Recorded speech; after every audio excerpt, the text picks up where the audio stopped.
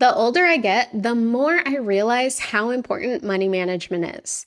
Having money, keeping money, and growing money. All things that we really aren't taught early in life, but things that make a huge difference in the quality of our lives. I was fortunate enough to be in a tough situation for my finances in my early 20s that completely opened my eyes to the importance of doing the right things with money. And now I strive to help women see the value of budgeting and money management and learn what it takes to succeed with it. If you have been wanting to prioritize your money but haven't gotten around to it yet, this episode is for you. I'm sharing 5 empowering reasons to prioritize your money next year and keep it a priority indefinitely. Hey there, I'm Raya Reeves, and over a decade ago, I turned my life around through budgeting. I went from being an overspender deep in credit card debt to being the founder and full-time money coach of City Girl Savings. Now, I help women work towards their dream life and tap into their financial power one budget at a time. I fully believe you can live a life you love with a budget, and I'm living proof. The weekly City Girl Savings podcast focuses on the intersection of money and the City Girl lifestyle. Join me every week along with some special guests as I share my experiences, advice, and guidance on navigating life and money as an experience-loving millennial. Before I dive in, I'm going to get a little technical here to help add some context about the US economy and changes over time. So just bear with me. We have all heard the term inflation, so let me break it down. Inflation is measured as a percentage. The inflation rate is the percentage change in the price of products and services from one year to the next. The 2 most common ways to measure inflation are CPI and PCE. CPI is the Consumer Price Index, and it's calculated by the Bureau of Labor Statistics, BLS. And PCE, Personal Consumption Expenditures Price Index, is from the Bureau of Economic Analysis, BEA. Okay, so a lot of acronyms, a lot of details there, but CPI, PCE, 2 ways to measure inflation. CPI, or the Consumer Price Index, measures the monthly change in prices paid by U.S. consumers. The Bureau of Labor Statistics, or BLS, calculates the CPI as a weighted average of prices for a pool of goods and services representative of aggregate U.S. consumer spending. So basically, there is a pool of different categories of spending, so things like food and energy, that are all kind of bucketed together and used as a weighted average for pricing out the cost of goods and services. So the CPI measures the change in prices paid by U.S. consumers over time, and it's truly the most popular way to gauge inflation at this point in time. Now, for a little bit more context, the annual average CPI was 224.939 in 2011. In 2023, it was 304.702. So that represents an inflation rate increase of 35.5% over 12 years. So basically, the average cost of goods and services over the past 12 years has increased by 35.5%. That's a lot. And this leads me into the first reason why you should prioritize your money next year. It's because you want to be ahead of the curve. Inflation and cost of living increases truly are inevitable, right? They cannot be escaped. They should be expected. Now, they aren't expected to be as high as they have been over the past 12 years, but here we are. What are we going to do? We live in a capitalist society and we need to make and spend money to survive. So if you want to be ahead of the curve financially, you have to prioritize your money as soon as possible. Things are only going to get more expensive, and ideally, wages will increase over time, but that's not guaranteed. And if they do increase over time, it may not be at the same rate as the cost of goods and services are increasing. So making the right decisions with your money right now and prioritizing proper money management allows you to weather the inflation storm. It won't feel good. It may not be pretty for your budget, but you'll adapt and you won't be without. So, if you don't currently budget, if you don't have a savings or save regularly, that needs to change as soon as possible. I think the federal government will do everything in their power to keep inflation at bay, but that's not foolproof, and that doesn't happen overnight either. There's speculation that the rich will get richer, the poor will get poorer, and the middle class will disappear altogether. I don't necessarily believe that, but I do think things will be much easier when you have more money and much harder when you have less money. So, which side of the spectrum do you want to be on? And let me just say, if that speculation ends up being true, let's be ahead of the curve. Prioritize your money as soon as possible so that you can be ahead of that curve. The next reason to prioritize your money next year, and basically immediately, is because you don't want to rely on anyone, okay? I actually read an article recently that said Social Security benefits would be wiped out by 2035 if the US debt and financial situation stays as it has been. Literally, the government will run out of money to provide Social Security benefits, which is ludicrous because they come out of our paychecks. Every single time we're paying money for Social Security benefits. The thought of that money running out before we get to take advantage of it is incredibly depressing. But you know what? We don't want to rely on it anyways.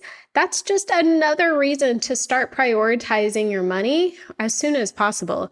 You don't want to need to rely on anyone but yourself to survive, and especially not the US government. And let me just add that while, if things continue staying the way they are, the Social Security benefit amount would be wiped out by 2035. The government has the ability to create more money, right? Put it into the economy. I don't think that benefits would ever go away completely, but we don't know the future. What if they do? Or what if something drastically changes? I don't want to be hoping for something that could go completely opposite of what I expect. And let me just say that it's not just the government. Literally relying on anyone but yourself could end up bad. So I'm going to get a little morbid here, but just bear with me. And I can't believe I'm going to share this with you, but here we are. So my fiancé and I sometimes play the worst case scenario game. Basically, we talk about the worst thing that could possibly happen to us and what we would do about it. So for example, we say if our business is closed and we ran out of money, we'd go get jobs. We almost have our mortgage paid off, so we say we'll get rid of everything, but at least we have our home. Now, he takes it a step further and says, well, if you and I we don't end up working and we don't have our home, I'd probably just move in with my mom. I say, well, both of my parents are deceased, so I don't even have that option.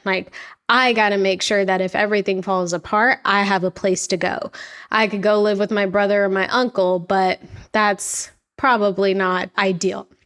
Now, I know that sounds bad that him and I kind of play this game, so to speak, but the whole purpose of it is for us to face our fears and focus on solutions. So the worst case doesn't usually happen, but knowing that there are ways around it makes us both feel better.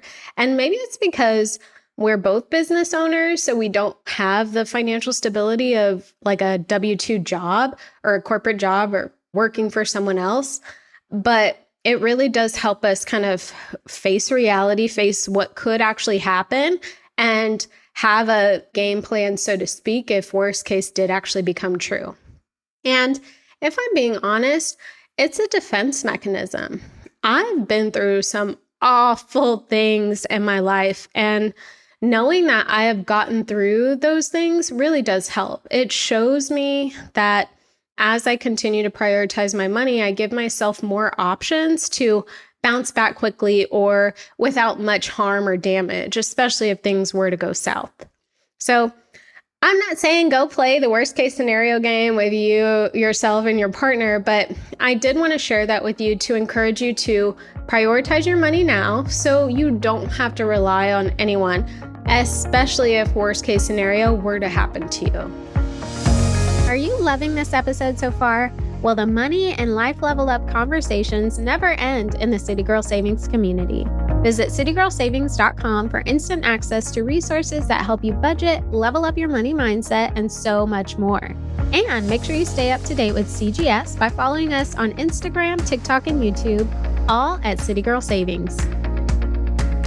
The next reason to prioritize your money as soon as possible is you want the freedom to move how you want to move. I mean, imagine getting laid off from your job and being happy that now you'll have some time to rest and travel or maybe start a business. Imagine not having debt. So every time you're paid, you're investing that money to secure your financial future. Imagine not having to work 2 or 3 jobs for the rest of your life just to make ends meet. Prioritizing your money means you are working to give yourself the freedom to move how you want to move and to not let a lack of money stop you. So remember when I said I had a tough situation that forced me to start doing right by my money in my early 20s? Well, that situation was an eviction from my very first solo apartment in LA. It was the only time in my life where I lived alone because I had previously lived in the dorms and then with roommates. And then after leaving LA, never lived alone since. Almost being evicted, almost not having a place to go in a state where my family wasn't just down the road was pretty life-altering. At the time, I didn't know that I would be moving back to Austin a couple of years later. So getting evicted just absolutely could not happen. I had to figure out how to make it work, and it took a while. And it took a lot of sacrifice, but I prioritized my money and made sure not to be reckless with it, because that recklessness was what almost got me thrown out on the street.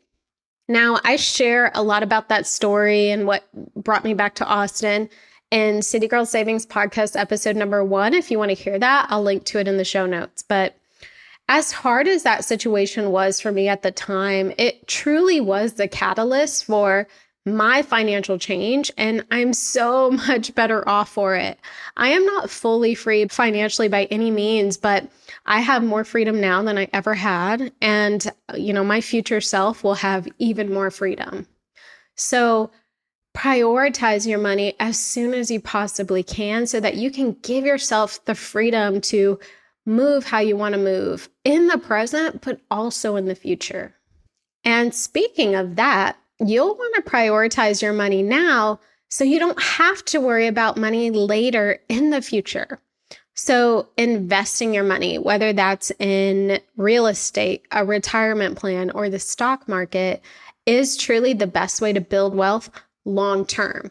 But the thing is, the earlier you start, you'll have significantly more than if you were to start later. So the earlier you start, the significantly more you'll have. And the later you start, the significantly less you'll have. And that's because of compounding growth. I mean, your money makes money on top of itself. So the longer it has to continue that compounding growth, the more it's going to grow at an exponential rate. And since we know that the cost of living is only going to continue increasing, that means the cost of life at retirement is going to be more expensive than it would be if we were to retire now, right? So we just got to assume that in 20, 30, 40 years, things are going to be a lot more expensive. So that's even more reason for us to prioritize saving and investing and building wealth now, because we really will need it in the future. And we already know we can't really rely on anyone but ourselves, right? I mean, do you really want to wait until you're close to retirement to start budgeting and managing your money? Do you want to risk being forced to work in retirement because you didn't save now and your hope is to rely on Social Security or kids or anyone else? No way. I don't think so. I don't want to put myself in a position where I'm relying on the government, I'm relying on kids I may not even have to make sure that I'm okay in retirement. Absolutely not. And the way to circumvent that is to prioritize saving and investing and money management right now. Make it a goal to prioritize your money as soon as you possibly can so that your future self doesn't have to work as hard, doesn't have to stress out so much. And the final reason to prioritize your money as soon as possible is because you will never be as young as you are right now. I mean, time is not stopping. You will never be this young again. You will never have this type of energy again. You will never have this few of responsibilities again. Your future may consist of kids or harder job roles, significant others, taking care of sick parents, or any other slew of things that happen as we age. So imagine prioritizing your money now so you don't have to feel the financial burden of all of those responsibilities that will inevitably come. I mean, imagine having an emergency fund, having the ability to travel to your sick parents, having investments that are growing. The actions that you take today can make all of that possible. So just know time is going to keep going whether you do the right things or not with your money. But the longer you put off prioritizing your budget, managing your money, investing, the harder it's going to be for your future self. So let me just say that I do not want to scare you into prioritizing your money. I want to empower you. I want you to understand that leveraging your time now can truly make or break your finances in the future. And even if you have to start slow, that's totally fine. Just start. I promise you, you'll be so glad you did. Now, if you need help or you don't know where to start when it comes to budgeting and money management, request a complimentary call with me and let's discuss it. I will link to that request form in the show notes. Let's prioritize your money now and forever on. Thank you so much for letting me be the money coach in your ear today. I hope you enjoyed this episode of the City Girl Savings Podcast and you feel empowered and motivated to take the next step in the journey to your dream life. Remember, if someone like me, a millennial who loves to travel, new experiences, and iced coffees can live a life they love on a budget, you can too.